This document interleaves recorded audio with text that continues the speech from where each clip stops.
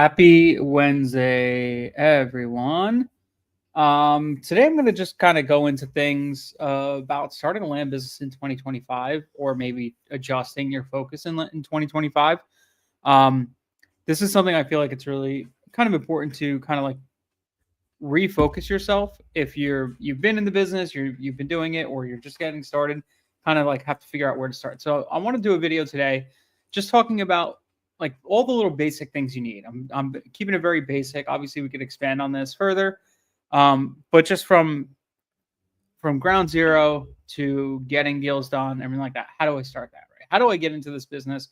How do I do everything I need to do to get into this business? So let me get some music queued up because I can't do anything without background music or sound. Pull this over. There we go. Let's get a little. Let me see what I can find here. Let's see, search. That sounds good to me. Put this on here. There we go.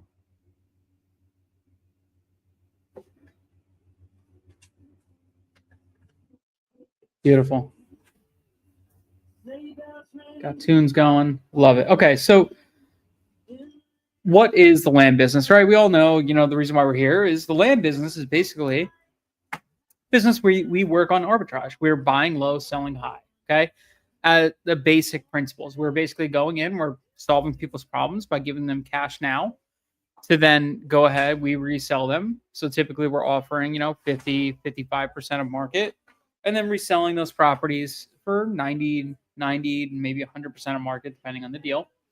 That's what we do, right? It's very simple, easy business. We're buying these deals typically cash. We're going in and then we're not improving them or anything like that. I mean, sometimes we are, but most of the times we're not. We're just kind of making sure they're a good property, doing our due diligence, and then boom, we go ahead and buy then resell. Sometimes we do double closes. Sometimes we just do cash purchases, right? It's going to be different every single time. Now, there's a couple things we need to kind of really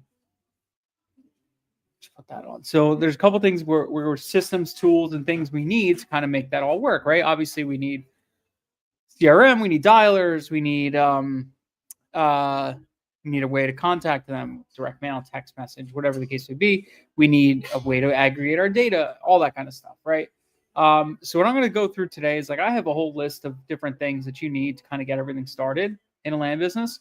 So I'm going to share that today, and then we'll go through each step and kind of like what has to happen for you to be successful, right? And then from this, whether you're new, you're just getting started, or you're in business already, it's always good to double check to see where you're at, seeing if there's things you could improve on, right?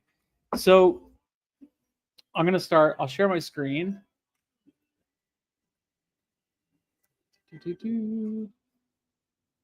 Cool. So here we have just a quick list of basically starting a land business in 2025, right? Just threw together a quick list.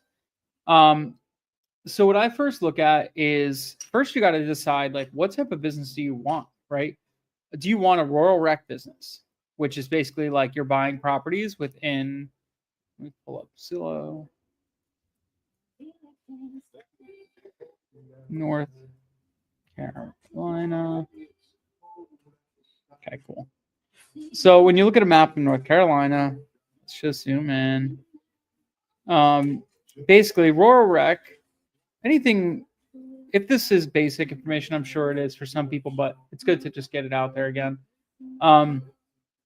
Right here, this is your basics of like, this is the city, right? Anything you see in the white. Now, anything you see in these outer skirts, anything kind of in the green, this is more of like rural rec, rural infill right here. Like this right here is like rural infill where the properties are a little bit bigger outside of a major metro, right? So these are all like infill lots. So if your business is infill lots, you're going to basically look in primarily these areas, right? Where major metros are, things like that. So any kind of white area on a map like that are the markets you'd be working in for infill. For rural infill, which is another subset of business, rural infill. You're looking at subdivisions in markets like right outside of major metros, right? So right outside of Raleigh, you'd look at some of these smaller markets, right? And you'd look for infill lots in these areas, okay? Um, the goal with those is obviously somebody's going to come in and build a house, right? That's kind of what they're going to do. Now, what we look for too is rural recreational. So rec land, they could build a house, they could just go hunt on it, they could just park an RV on it, whatever they want to do, right? That's the bread and butter in our business. That's typically about 40 minutes to 2 hours outside of a major metro. So about here to like here on a map, and then all around. So you could see as you go, about 40 minutes to 2 hours, that starts putting you towards other towns, which is good. It's kind of what you want. You want stuff that's close or in between two major metros, like right between Raleigh and Fayetteville. This is a great area to work because there's tons of people right here between Greensboro and Raleigh. Great area to work because there's tons of buyers in both markets, Raleigh and Greensboro, Fayetteville as well. Like if you work in this right triangle right here, you can do pretty well. Actually, this rectangle right here is great, right? It's also very busy in those areas because a lot of people are doing this. So yeah, so that's rural rec, infill, and whatever. So you got to first identify like what type of business do I want. So that's number one. Number two is going to be naming your business, picking your LLC, starting your entity. So you need to have an entity. You need to have some kind of something behind your thing. You don't want to just do Joe Schmo's land business, right? You want something that's searchable, something that you could find, something that if you have a website one day, it's easy to like kind of have people look for you and stuff like that. So pick a name, start an LLC, start a bank account, fund your bank account. Very simple steps, right? You need to have a bank account, be in business. If you don't have a bank account, you're not in business. Very simple. So that would be the next step. All right. So after that, we're going to work on kind of, okay, we know we're going to do rural rec. We know our LLC bank account. Well, now we got to start choosing markets, right? Land Insights obviously makes that way easier. You could pop in here, pick some of the best markets to eventual, that have the highest potential. You're going to analyze the trends, pricing, buyer demand, apply filters, overlays, and focus on areas with growth and stuff like that. So what we would do is we go to Land Insights. Right here.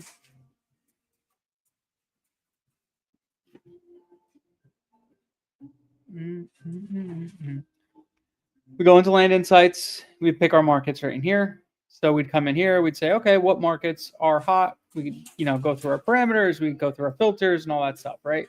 Do this all the time, right? So we're going to kind of figure out what markets we want to work in, right? This is one way. This is the cheat code. If you really want to be successful in this business, go fast. This is where you want to be. You want to get Land Insights because it's going to allow you to accelerate at a faster rate. If you're very basic and you're just doing this brand new, you could go into Zillow.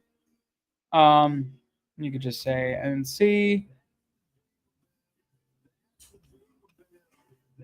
Okay, so let's just say we're in North Carolina. Okay, just say here, right? Okay, cool. We could go in here. We could go filters. We could reset all filters. We're going to look for sold. We're going to look for home type. We want to deselect all. We want to do land. Apply.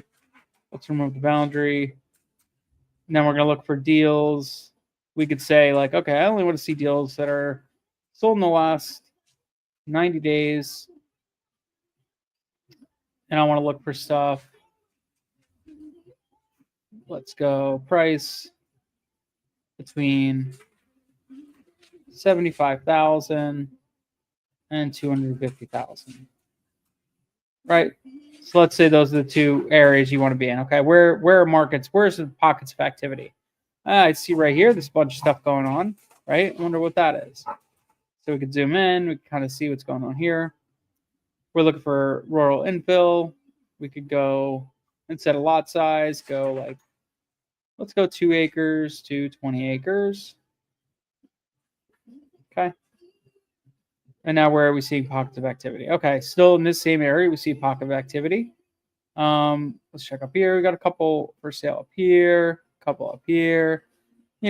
like you're going to look for pockets, right? So I see a bunch right here. So I would come into here and I'd say, okay, what's going on over here? Let's look at this land. It looks like two of the same properties, same thing. These are just double listings. Okay. So I would kind of look around and I would try to find these pockets of activity, stuff that's trading pretty quickly. And I'd run my sell through rates and all that stuff and say, okay, where's an area that I want to be at? Let's find it. Once we find it, then that's where we start pulling our data and marketing to. Now, that's another way to do it. This is the easy way to do it. This is like the very time consuming. It's easy. It's time consuming though. This is the easy way to do it. This is like, okay, I want to just come in here and pick great markets. Here you go. I just set my parameters, sold in the last 3 months. I want to see greater than or equal to at least 5, apply.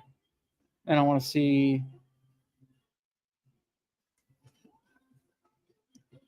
a 6-month STR greater than or equal to 75, 75. Okay, cool. So that's like my basic parameters. Those are the two things I'll look at. And you go in here and you're like, okay, let's pick out some markets. So you could do North Carolina, South Carolina, whatever you want to do. Look at how many have sold. Kind of go in here, pick some markets out, and then look into them deeper, find out how fast things are trading, seeing if it's a price point you want, all that stuff. So that's what I would do for actually doing market selection, right? If I'm using Land Insights, that's what I would be doing here, right? This kind of gives me like a quick and dirty way to kind of figure out where I should go, right? It's easy, way easy. Cool. So good. Now we started choosing markets. Okay. So you're going to start next pulling data, right? So you could pull landowner data directly from Land Insights. So right here, data platform's all in here now. So like we could hop in and, we could go in here and we could say, okay, well, we liked a specific area. We like this, specific subdivision, this zip code, whatever the case would be, right? There's so many different ways you could do this. You could type in zip codes. You could just do kind of whatever you want, right? So come in here, we pick a market. So let's just say Person County, NC.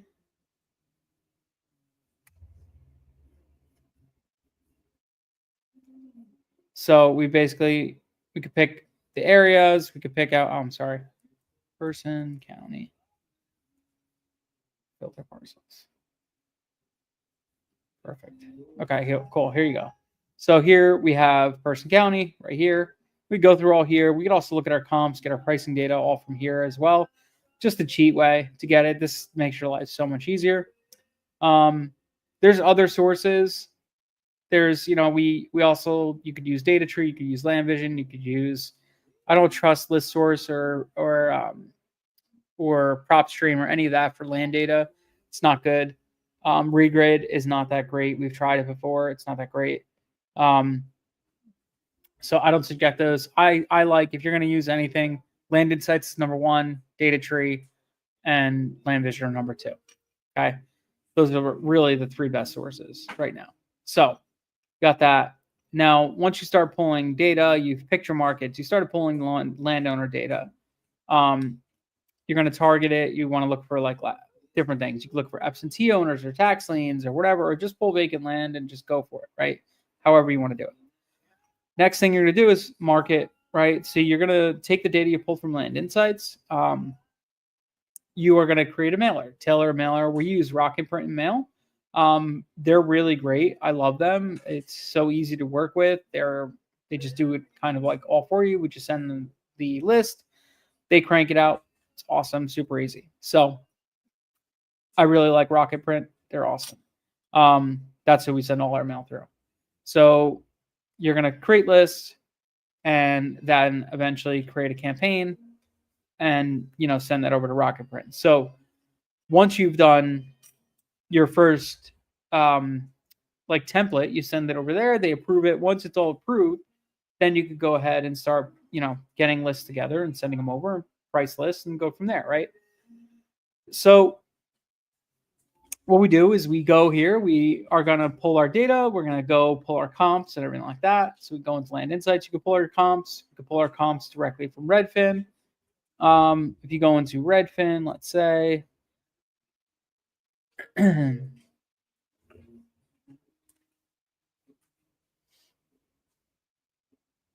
go to Person County, let's say, and see, we would select all our criteria. Let's go to solds. Last 6 months, it's fine. Okay, we would go to solds. You scroll down to the bottom here.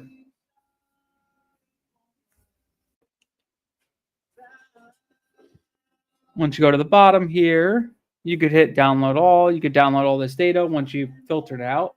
And then you kind of get your pricing from there. That's one way to do it. You can pull comps from here, price it as well. However you want to do it, right? It's going to be dependent on you to kind of figure out your pricing. We don't ever provide like pricing for markets and stuff like that because it's not really reliable. You need to kind of do your own thing. Everybody has their own thing like that. They price certain ways, whatever the case may be. So basically, you're going to pull a list. You're going to price that list. We've done a bunch of videos on pricing lists. You'll go back. You'll see my dumb face pricing a bunch of lists. So pull the data, price it, everything like that. Get your mailer together. Once you have all that stuff, you're going to take that list. You're going to send that to Rocketprint and mail. Rocketprint is then going to go ahead and do the mail merge, and they're going to mail everybody in that list a letter, right? It'll look like mine. There's one of mine right here. This is somebody who told me to F off, basically. It was a offer letter, no deal. They did not want whatever. So anyways, that was one of the ones. That's one of my letters. So you're going to market to a seller, and then you're going to go from there, right? Now, sellers call in.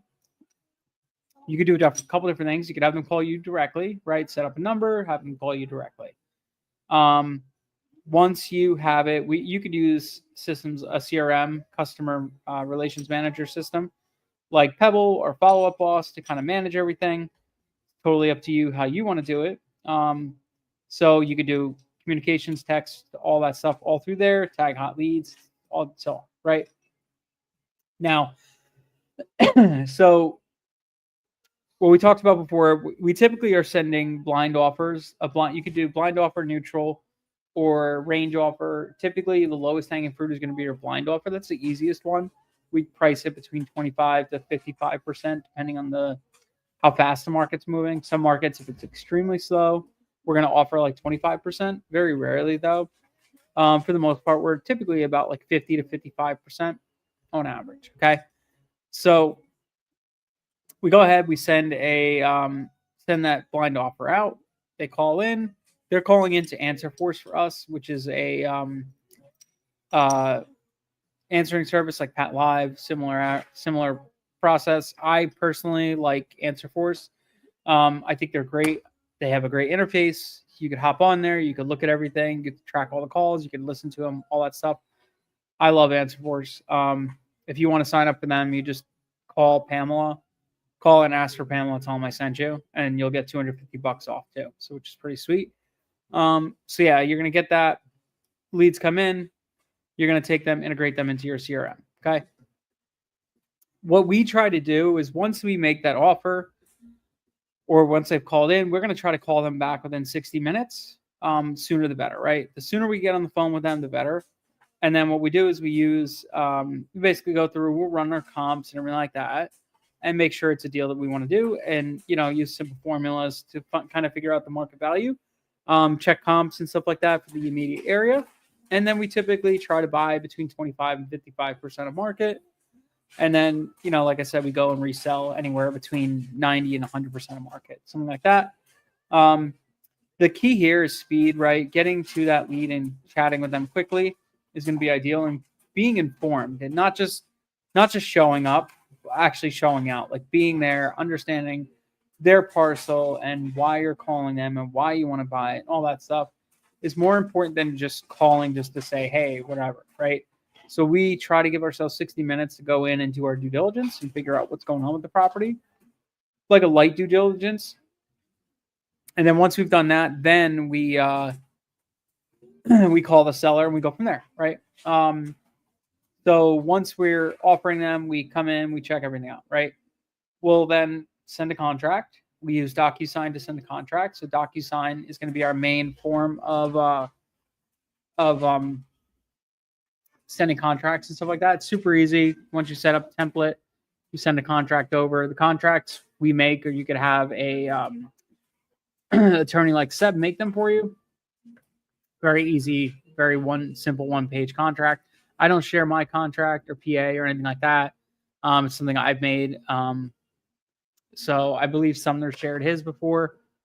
We can check on that. I'm pretty sure he has that still going up. So, so we would send a contract. Once we go under contract, that's when we start due diligence. Due diligence is we're checking for everything. We're going to call the county. We're going to find out what's going on with the property. We're going to call local realtors, get them to walk it. We're going to call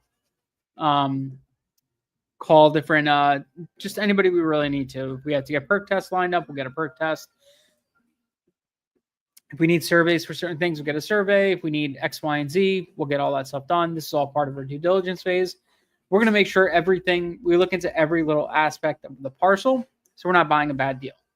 Never want to buy a bad deal, right? That does happen. It's happened to us before, but hopefully, you don't, right? So you go through everything, make sure your due diligence is good, make sure there's no issues, make sure everything is, recorded in your CRM so you could go back and check on things, right? If you need to get, you find out the access is pretty crappy, well, guess what? You're going to go back and renegotiate or cancel the deal. So make sure you're tracking that in your CRM so that you know why you're going back and asking for a reduction or whatever the case may be. So once we've done that, once we do our due diligence, properties and title, as we're going through title, we're going to go through everything. We're going to use everything. We're going to track everything inside Pebble or Follow Up Boss. We're using Pebble because it's easy. And then, we're going to be working with the title company and the attorney, depending on the state, and they go through the whole process, making sure the deal is ready to go. Then we keep everything we keep it together. We use Google Drive, and we also use Pebble to keep all our docs tracked. And that helps us kind of just keep everything going and all that stuff. So once we purchase the property, whether you're using JV funding, private money, personal funds, whatever the case may be, you're going to go ahead and purchase the property. Okay. Now you own it. Great. Now you get to go resell it. So this is where the fun comes in. Reselling it. We typically want to go ahead and get great drone shots. We get really great pictures. Sometimes our realtors do that. I'm in a habit. I always want the drone shots prior for me closing the property. And I typically want to walk the property again about 2 days before closing every single time. Okay. So we're always doing that. Once we have the property under our ownership, we're going to go ahead, start marketing it. We market on MLS typically, so Zillow as well, Redfin, the regular MLS as well. We'll put it on Facebook Marketplace and sometimes land.com. Not always. I actually haven't done a land.com in about a year now. But typically Facebook, MLS, Zillow, those are our main platforms that we sell most of our deals. Obviously we get the high quality pictures and all that stuff. And, highlight any unique features, leveraging insights from our data that we collected through our due diligence and all that stuff. So after that, then we're going to go ahead and sell and scale, right? So we're going to track the buyers. We're going to finalize the sale, workflows, and go through everything and just kind of go from there. So that's pretty much how you would start a land business. Now, the hardest part is, okay, well, we want to do all this stuff, but there's competition, right? It's so hard. There's so much competition now. But at the end of the day, the competition doesn't matter. There's so much land in this country that it does not matter about competition, right? Because you could go into different pockets. You don't have to be in the hottest of the hot markets. You could be in the mid-low markets and offer a little bit less. Maybe the parcels you're buying sit on the market for 6 months, If you're buying them at 25% of market and you're selling them at 80 or 90% of market, dude, who cares if it takes you 6 months to sell it? It's still going to be a deal. You're still going to make money on it, right? So that's one way to do it. If you are in hotter markets, yeah, you're going to have to come up in price a little bit, maybe reduce your spreads, Happen to join the lava, working close. Nice. That's awesome. So yeah, so we would come in, we would you could work pretty much anywhere. It doesn't matter. It doesn't matter if it's a busy market, it doesn't matter if it's a slow market, you can make money there. And there's so much land in this country. Like we always talk about how wholesaling is, inundated. There's so many wholesalers out there. But yet there are a lot of guys bagging deals. Like guys, I have a friend of mine that just made $94,000 on one wholesale of a house the other day. Like that happens. Yeah, you don't even have to be American. I know people that are living in Germany, people that are living in Italy, people that are living in Israel right now. Everybody, they're all over the world, and they're still crushing it. So that's the coolest part about this business. Like, look at Sumner. Sumner lives in Bali. Yeah. Yep. Just have to avoid FRBTA. Yeah. So you could pretty much do this anywhere, which is awesome. As far as 2025 goes with competition and things that are changing, there's a lot of like little things that will be changing, things like that. Like double close stuff is going to be a little tougher sometimes, depending on the markets you're in. There's a lot of like markets that are kind of trying to stop double closes. I don't think they'll ever go away. I think you're always going to have to do them. But the ones where we basically list the property and then, while we're under contract, that might go away. So you might have to find buyers off market, right? Which could be a little bit tougher. So that's one thing. Another thing that's changing is certain states are changing their direct mail. Georgia, for instance, does not allow you to send direct mail that does not have a disclaimer on the front that's saying it's an advertisement, right? So that's one state that implemented stuff, and I have a feeling more are going to implement things along the way. So that's another thing to watch out for. Texting is definitely changed. It's constantly changing and constantly updating. They're lobbying more and more to kind of eliminate texting, which is going to be tough. A lot of people do that for their business. I personally don't. I've done texting before in houses, and I'm kind of done with it. We tried it originally for land, and it was just so much chaff. We didn't like it. So we haven't been doing it. You could do cold calling. People do ringless voicemail. I don't suggest ringless voicemail. RVMs to me are illegal, and it's kind of like this gray area. Not even a gray area. It's basically illegal. So I stay away from RVMs entirely. I don't think it's a great thing to be doing, right? There are like new RVMs where it's like a single ring RVM where it basically rings once and hangs up and whatever. That technically does not count as an RVM. But still, it is a highly sued area, so I would stay away from that, right? You have cold emailing, which I'm just starting myself, actually. I'm going to try that out. I'm working with land emails to do that. We'll see how that works out. I'll update you guys on how that looks. It's an interesting process. It's definitely different. I think it could be good. So I'll keep you guys posted on where that looks like. So we have email, texting, cold calling, direct mail, and then RVMs. And obviously you have your green stuff like PPC and SEO. So if you have websites and stuff like that, boom, you'll get some leads coming in that way. The leads that we've gotten from our website have not been that great. Like we haven't converted one yet. And it's not that there's an issue with the website. It's just that the type of deals that come in are not always in the hottest markets, right? So sometimes when they come in, the reason why they're trying to sell to us is because they haven't been getting offers from somebody else. So they're looking for somebody to buy their property instead of us looking for them, right? So that's the only difference. So some are good, some are not. So SEO and PPC stuff, I've tried PPC as well, and it wasn't that great. Pay-per-click, it wasn't that great for land. I just feel like it's a different type of client, I guess you could say. That's awesome, man. That's good. I'm curious how your KPIs are for that. Um, that'd be interesting to see. But yeah, no, like we're gonna test that out. We're gonna see how that works out. I'm curious how cold emails are gonna go. Um, it's definitely interesting. I mean, it's a low trust form of outreach versus like direct mail is actually one of the highest trust forms of direct of outreach of cold outreach. Um, so we'll see how that works out. But yeah. Um, so market selection is going to be big here. When you're looking for markets, you don't want to just like go for the hottest, the hot markets because guess what? Your competition is going to be insane. And we get dollar average isn't 1,000 today with a 4%. Dude, that's awesome. $1.25. That's sick.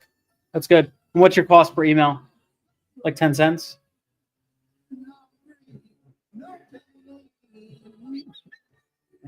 So yeah, so we typically we don't want to work in the hottest of the hot markets, right? You want to find a market that's oh, dude, that's insane. So you're making $1.20 profit, 2 cents. That's nuts. 2 cents to $1.20. That's like a what 60x ROAS, something like that. That's insane. 60x return. That's ludicrous. That's absolutely insane. Dude, congrats on that. That's amazing. Um, I love hearing stuff like that. It's so awesome. Um, so yeah, so that exactly that. Look right there. That's something that other people aren't doing. Um, and he's crushing it. So good for you.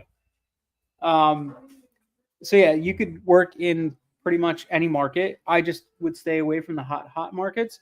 If you're going to be in the hot markets, infill is going to be your ideal over there.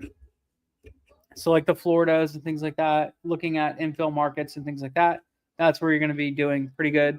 That's a lot of like reaching out to a buyer, having your buyer ready to go, finding out what they're going to pay for a specific like parcels in this subdivision. Then you're going to go out and reach out to, you know, say a buyer's going to pay $100,000 for a property. Okay, well, I'm going to go ahead and call sellers and say, hey, I could buy your property for 80 grand. Okay. And then you just assign it to that builder, make 20 grand in between. That's infill lots. Kind of a nice business because you're not sitting there and, you know, having to buy it, sitting on the market, waiting for it. You have a buyer in mind, everything like that. It's good business. You can make a lot of money. I know people that are making 100, 200K a month consistently every single month just on infill lots, right? It's amazing. They're crushing it, right? So anybody could do that too. Just a different business, right? It's a lot of like talking to builders and running around and all that stuff. So yeah. So I would say into markets that are like, you know, moderately hot. They have some activity. There's definitely comps within the last year. First acquisition money is wired. Nice. Congrats, dude. It's amazing. What's the buy for? What's the sell for? So also too, if anybody hasn't done this, I'm gonna actually share this right now with everybody in here. I have a form. Seller avatar. So what this form is, I'm gonna do a full video breakdown of this. Dude, that's amazing. Congrats. It's like you'll walk away with like probably 70K, something like that. That's amazing. So if anybody has the time, I ask to fill this out. Another closing Monday. Dude, congrats, bro. This is a form that I have right here. And what this form is, I'll show it to you guys real quick. I'm collecting data from everybody. And what we're trying to do is aggregate this data so I could tell people what the best type of seller avatar is, right? So here you go right here. This is the data right now. We have a bunch of responses so far. Basically, we're finding out what's your seller, male, female, or male, female, married, or family owned. What was the seller's age? What was the location? How they obtained the property? How long was it owned for? Offer percentage accepted, total spread, parcel size. What was the seller in distress, right? So I'm collecting this very basic information. Very basic. And this is just to basically, I'm trying to figure out what the average seller avatar is, right? If we could figure out the best avatar of a seller, then we could help us kind of um, target what we're looking for, right? So what I'm trying to do is, if you have time, please, I ask anybody to fill that out, put as many of the deals you've done into that form, um, and just keep it updating. And I'll go over this probably in about 2 weeks. I want to get as many responses as I can. And once I get a whole bunch of responses, like I have 95 right now, the more I have, the better, right? If I have 100, 200, 300 responses, guess what? I'm going to get a better, like, kind of idea of what the ideal seller is, right? So then when we hone in our marketing, we can increase our ROAS, return on ad spend, because what we're doing is we're picking the actual avatar of the seller that we want, right? Thanks, dude. Yeah, any deals you have, like, fill that out. That'd be awesome. I would. It's going to help everybody, right? That's my goal, is to try to help everybody get better at marketing. So, if you could cut out half your mailing because 80% of your deals come from X, Y, and Z type of avatar, well, cut out half your mailing, right? Cut out 80%. Oh, I get money for that? Yeah, that's true. The ideal seller does not even know that they have ownership rights, aka unclaimed estates. So you're totally right, Dimitri. That is 100% true. It's just finding those people and then getting in touch with them, right? But we've noticed the average avatar is male above 65. So people that are male above 65 that live either out of state or out of county are your average sellers by like 80-20 margins. So, which is really interesting to look at just at that point. And they also purchased the property, not inherited it. That's another big kicker. I thought it would have been more inheritance, but about 70% of all sellers are people that purchased the property and have owned it for longer than 15 years. At least they've owned it for at least 10 years or longer. That's been 80% of the data. So they've owned it for 10 years or longer. And then very few or less than 1 to 5s were very few, and the less than 1 year were basically none. Like 1 or 2 responses, 3 responses total. Offer percentage accepted by a large margin. It was between 45 to 55%. Next up is 55 to 65. And below that, between 35 and 45. So between 35 and 65% was the offer accepted. And the the average spreads were, between for the most part, the spreads are about 50K plus. A quarter of all the spreads are 50K plus. The rest are between 10 and 20. So pretty interesting. So it's going to be good. So I ask anybody to fill that out, please. Well, 2 lots for 46K last month. Sold one for 67K, and the other one for sale for about 40K. It was in a family POA. You get deals. Family POA. Cool. Yeah, see, that's exactly it. So there's all different deals. Like every deal is going to be different, right? But if we could find out like the average avatar, that's going to help us kind of hone in our marketing. So we'll see. So pretty cool data set. So I ask everybody, please fill that out. So coming into this, you really want to come in and say, okay, let me pick a direction. And once you pick the direction, then focus on that direction for at least 6 months, right? There's so many different ways you can look at things and do things, or whatever the case may be. But you really gotta just focus on something for 6 months. And then after 6 months, you change and pivot and do something else, right? That's what I suggest. If you're sitting there just doing one thing for like 2-3 months,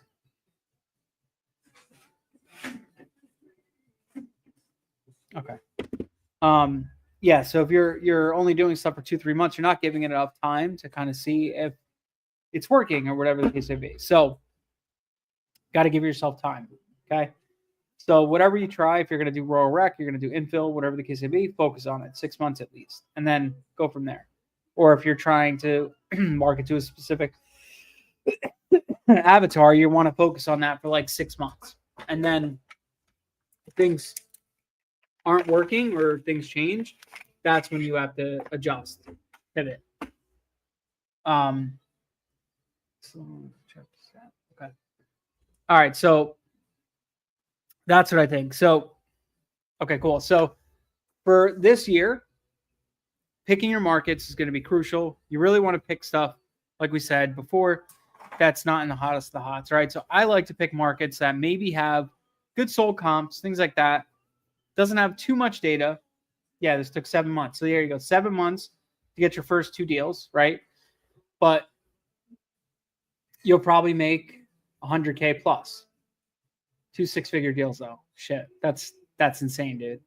Like fucking insane. That's absolutely awesome. It takes time, but once you get it going, dude, 6 figures, that's what people make in a year, you know? So it doesn't hurt. And I'm sure if you go through your numbers, like, and look at how much you spent to get those 2 deals, you'll probably see like, okay, maybe I spent 20 grand to get 2 deals to make 100 something K. Dude, it's awesome. Like that's good, especially for year 1. I usually tell people it takes about cash conversion cycle in this business is about 6 months. So if you start today, you're not going to see money back till June. That's the average cash conversion cycle. So, sucked in the meantime, though. It does suck. But with confidence and just continuing to just keep pushing the needle, like you're going to do this.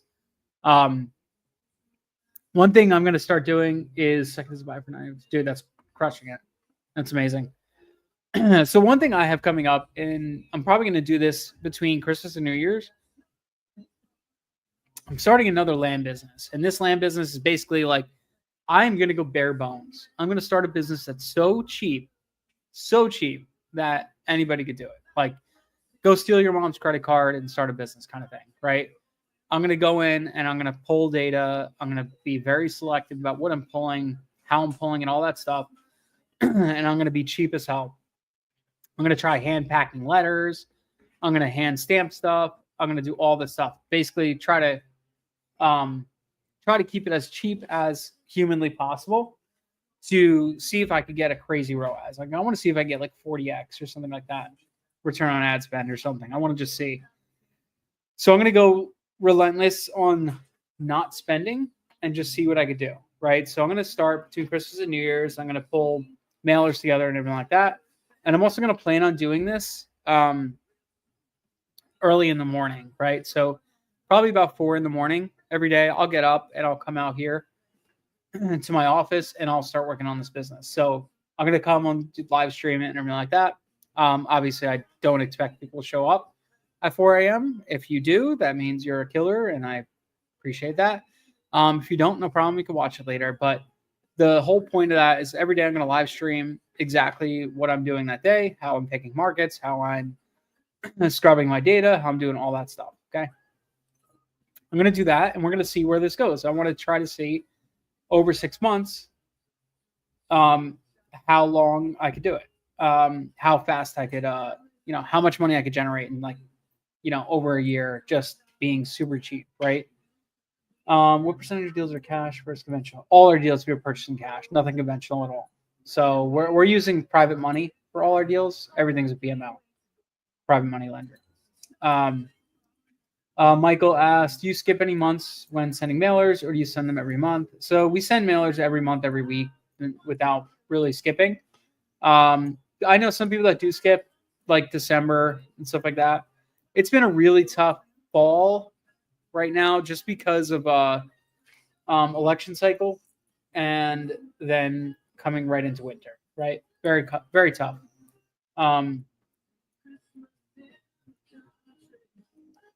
You can't just close with buyer's cash without having to do a double close. So like doing a pass-through funding. So yeah, no, you can't always do that. So with buyer's cash, you can't always do that's called pass-through funding. Not a lot of title companies will do that because basically when you're closing the B2C, there's actually nothing to record technically. So it's actually not realistically legal because, yeah, because basically you're not really, yeah, they're basically like they're taking the money from like Rob and Peter to pay Paul, even though at the end of the day it all settles out. Um, double closes with pass-through funding is a little tough. So some title companies will do it, but not all. So, yeah. Hey, dude, if you need funding for that 95, let me know. I could I could fund it for you. Hit me up. We'll talk about it. Um, if it's that good of a deal, I'm down. I like funding good deals. So, and if anybody's a funder here too, I'd love to work with you. If you ever want to fund a deal or anything like that, I love doing this shit. So you let me know. We could talk about it. We can put you in some of my deals. Um, so I'm going to be relentless about picking markets, picking data, pulling data, trying to be as cheap as freaking possible, scrubbing it like crazy before I pull it, everything. So we'll see how that should be really fun. So you guys can follow along with that. We're also going to do some more cool things. I also want you guys to do, can you comment down here and like tell me what you want to see in these videos and stuff like that, so I can kind of like focus in on that stuff. I talk about a lot of stuff. We show pricing. We talk about all different things, but I want to kind of tailor it to what people want to do. So like at the bottom of this, hit like, notify, and all that stuff, and then tell us what you want to see. You know, hey, I want to see Dennis do this. I want to see Dennis price market. I want to see Dennis, comp deal. I want to see him do X, Y, and Z. I want to see him call sellers. Tell me what you want me to say, right? And I'll start doing it. The more you tell us, the more we could do, the more we can improve. So please tell us below, like comment, tell us exactly what you want. So the more engagement you give to us, the more we can give to you guys. So please let me know. Okay, so yeah, so that's what we're gonna kind of do. How much take for land? Cool thing. So it depends on no problem, bro. So how much percentage? So it depends on what the funder is. Are they a land funder where they're actually taking title? Are they just a private money lender, which is what I do? I do private money lending, so I don't take like a large percentage. I only do like a small percentage of the just like based on a percentage or points. So that's like more of like a hard money loan, you could say. And then there's some people that do a 70-30 split or 80-20 split, whatever the case may be, right? So everybody's different. Now, ideally, I always use private money because it keeps me I can make more money on deals. That's why I do it. But some people don't have access to private funds, which everybody's different. I luck out because I've been in real estate for a while, so I have access to private funds. But yeah, so that's that. Cool. Yeah, how to pull lists, how to set up mailers, no problem. We've done that a bunch of times. I'll do it again. I know Sumner are doing email marketing. Have you tried it? I'm actually working with the mayor and Sumner right now on that, actually. So I'm going to see what it looks like. If I had a deal, what criteria you need to fund it? So I don't fund deals for everybody. I'm very selective about the people I will fund with. Typically, I have to have like a kind of a relationship with you. I have to know who you are and everything like that before I would fund a deal for you. Some people, everybody's different. Like a lot of the people that I fund deals for are people that I've known and worked with for a while, right? That's just me, and I'm very selective because I could just put the money elsewhere. And I have my own deals I could fund as well. But yeah, I very selective. So, yeah, cool. So yeah, please guys, tell me what you want to see. I'll do more videos, whatever you want. I think next week I'm going to bring somebody on to chat with and stuff like that. And then up and coming in the new year, I have a friend of mine that's looking to start a land business. So I'm going to talk with him. We might do a weekly or bi-weekly live with him. I might do a bi-weekly live with him and like show how his business is starting, how it's going, what things we're changing, what things we're doing, all that stuff. So we're in talks with that. Might start that like almost like live coaching sessions here. So it should be really fun. Do I invest in crypto? No, I do not invest in crypto. Though I am an idiot, but hindsight's always 2020, right? Because I remember when Bitcoin first like started coming out, and I was like, "Wow, this is funny. What is this shit?" and never did anything with it. And I should have, because I was like on the inside when it was first like starting to come out. And my friend used to build like miners and stuff like that, and he was going to build me one, a couple actually. And then Bitcoin went crazy, and I never heard from him again. So he's a crypto millionaire now, so good for him. But no, I never did. I did mess around with like XRP and some Ethereum, things like that, but never really got crazy into it. I don't like things that, like, same thing with stocks, stuff like that. It's good to hold and add into your portfolio to diversify and stuff like that. But I only like assets that I can, yeah, he probably is, because guy had a lot. I only like assets that I could physically hold, touch, and manipulate myself. So like land has intrinsic value that I could force appreciation on. I can't go to Johnson and Johnson and tell them make your baby powder better so my stock goes up. I can't go to Bitcoin and say like, hey, we got to get this up, right? Doesn't work like that. So I like things that I could affect the value directly by improving it, doing things like that. Why do you like land? So I also do single family deals. I still do them. The reason why I like land better is my return on effort. So my ROE. I flipped hundreds of houses. That's what I did before getting into land.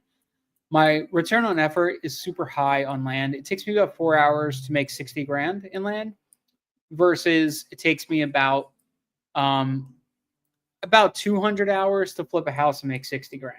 So which would you do, right? I'd rather do the land all day, right? 4 hours, and I can automate that and get people in there, so I'm doing even less of it.